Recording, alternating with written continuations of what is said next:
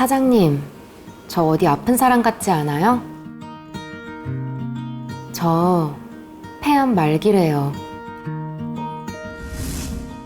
옅은 웃음 사이로 떨리는 그녀의 모습이 보였다. 밤하늘의 별을 보면 생각나는 사람. 반짝반짝 빛나는 저 별 속에서 환하게 웃고 있을 사람. 안녕, 나의 멘토, 초코 케이크.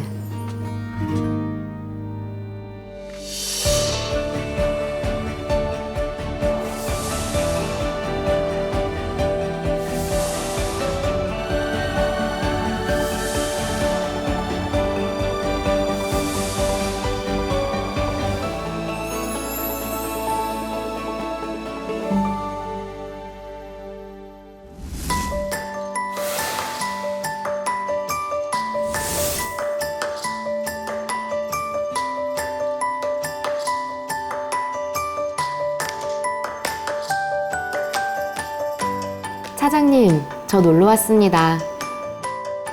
2011년 가을쯤 처음 그녀를 만났다. 그녀는 나에게 조금 특별한 고객이다.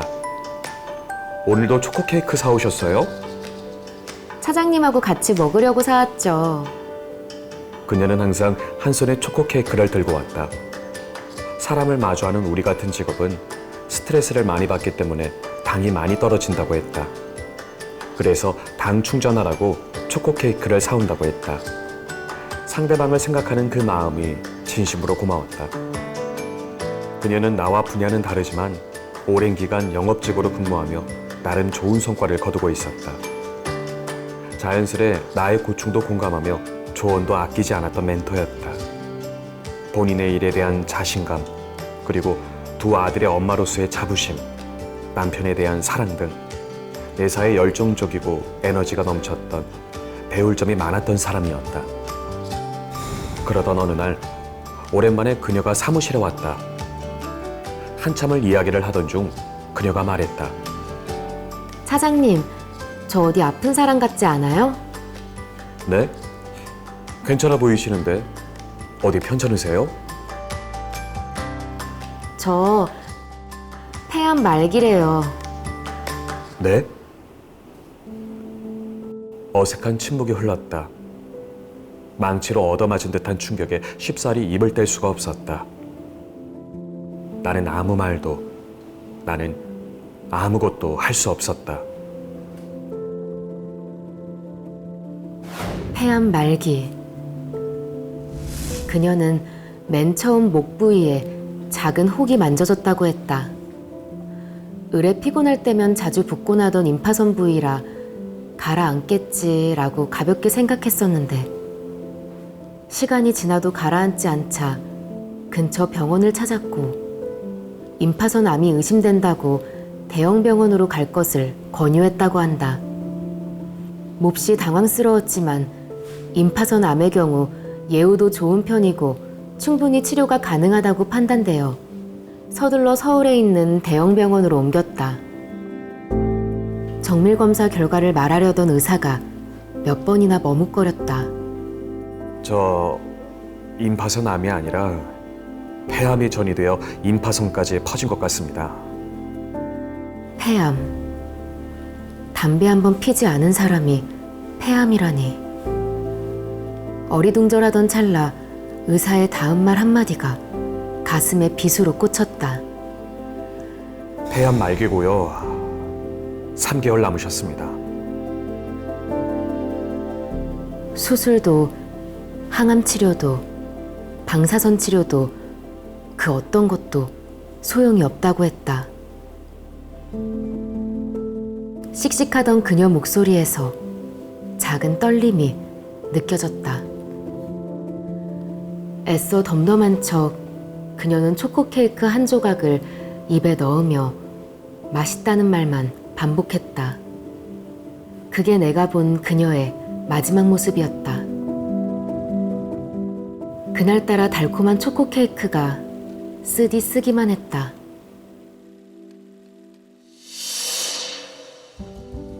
그렇게 몇 달이 지나고 걸려온 전화. 사장님, 저 건강해졌어요. 매일 산에도 다니고 운동도 열심히 하고 있어요. 아우, 정말요? 너무 다행이네요. 어떻게 된 거예요? 의사가 제안한 새로운 항암 치료가 큰 효과를 내고 있다고 했다. 표적 항암제 치료라고 했는데 그 덕에 조금씩 건강하게 치료에 전념하고 있다고 했다. 이미 내 눈가가 촉촉해질 정도로 너무 기쁘고 반가운 소식이었다. 그렇게 모든 것이 제자리로 돌아오길 기도하고 또 기도했다.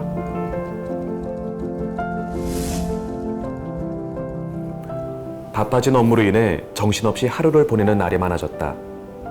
종종 반가운 소식을 전하던 그녀의 전화도 한동안 받을 수가 없었다.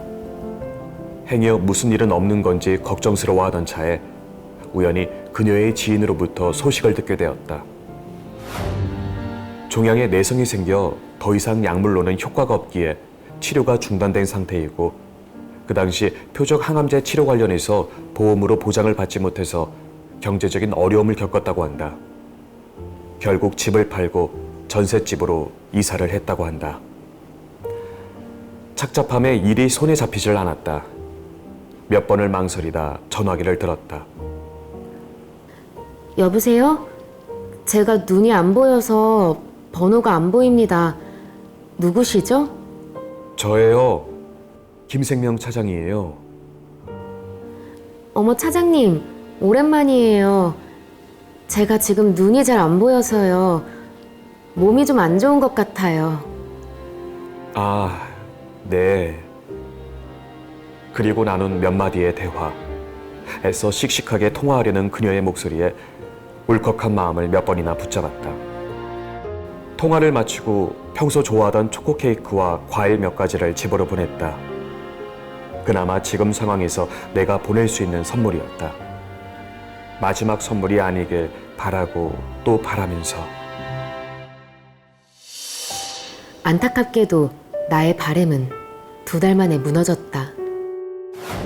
그녀의 부고 소식을 듣게 된 것이다.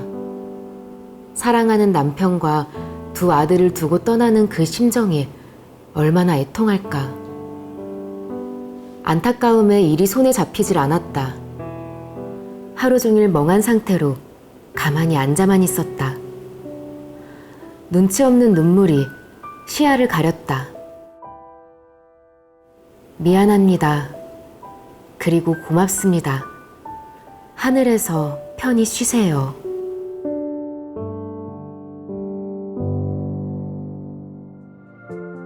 무심한 세월이 흐르고 흘러 모든 것이 안정되고 있을 때쯤 우연한 기회로 본사에서 진행되는 상품 개발 과정에 참여하게 되었다. 나는 현장 의견 수렴 역할로 참여하고 있었는데 안건 중에 표적 항암 약물 허가 치료 보장의 건이 눈에 들어왔다. 순간 한동안 잊고 있었던 그녀가 생각났다.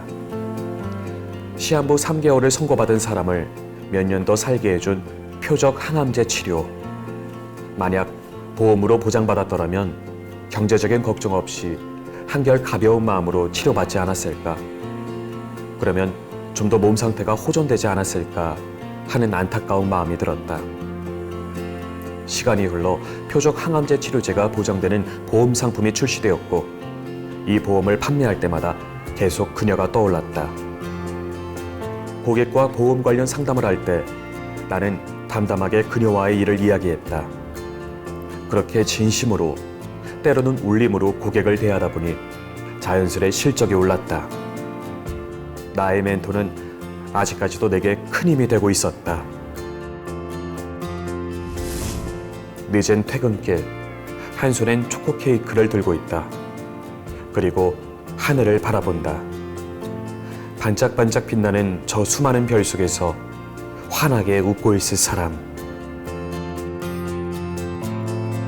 안녕, 나의 멘토, 초코 케이크.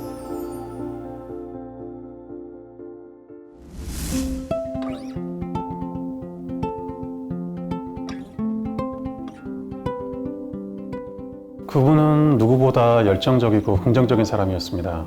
항상 웃는 얼굴이었어요. 고객을 상대하는 직업이다 보니 이미지 때문에 그런가 보다 생각했는데 그게 아니라 성격 자체가 밝고 낙천적이었습니다. 같이 있으면 저도 모르게 저절로 웃게 되는 해피바이러스 같은 분이었어요. 가족에 대한 애정도 컸어요. 두 아들과 남편을 너무 사랑하고 자기는 축복받은 것 같다며 항상 자랑했었습니다.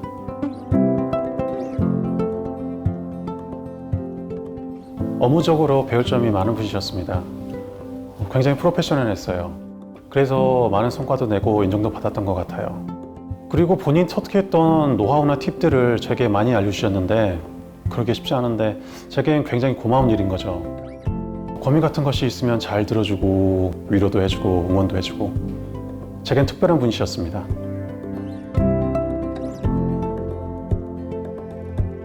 처음에 농담하는 줄 알았어요.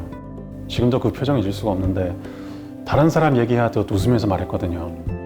그래서 제가 농담하는 거 아니냐 못 믿겠다라고 말했는데 그냥 웃기만 해요. 나중에 전화 통화하면서도 농담하지 말라고 했는데 그분이 대답을 안 하셨습니다. 시간이 좀 지나고 사실을 알고 나니까 충격이었습니다. 정말 충격이 컸어요.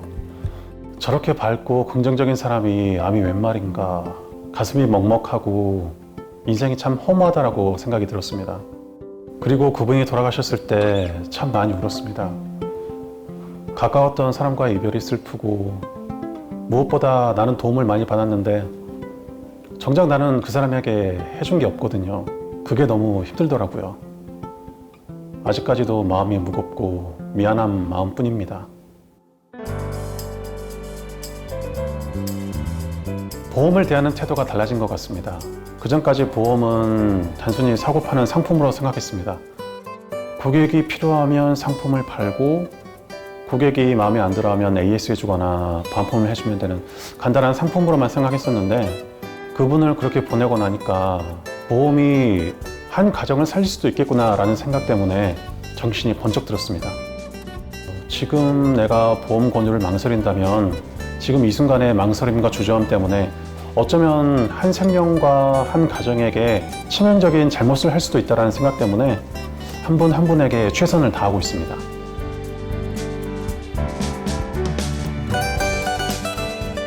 류시와 작가 시집 중에 지금 알고 있는 걸 그때도 알았더라면 이라는 시가 있습니다.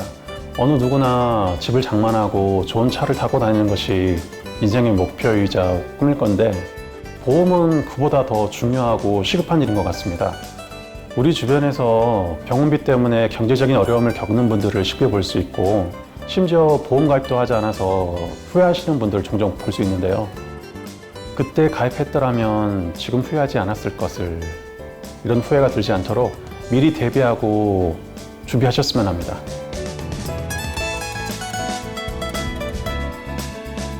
보험은 자물쇠다. 보험은 한 푼 두 푼 땀 흘리고 힘들게 번 내 재산을 지켜준다고 생각합니다. 병원비 때문에 적금을 깨지 않아도 되고 집을 헐값에 팔지 않아도 되고 보험은 경제적 어려움 없이 치료에만 집중할 수 있게 해줍니다. 그래서 보험은 우리의 재산을 지켜주는 자물쇠라고 생각합니다. 사람들이 집이나 배, 물건에 대해서는 보험을 들면서 자신의 생명에 대한 보험에는 소홀한 것은 이상한 일이다. 그 생명이란 것은 가족에게 가장 소중한 것이자 손실 가능성이 높은데도 말이다. 벤자민 프랭클린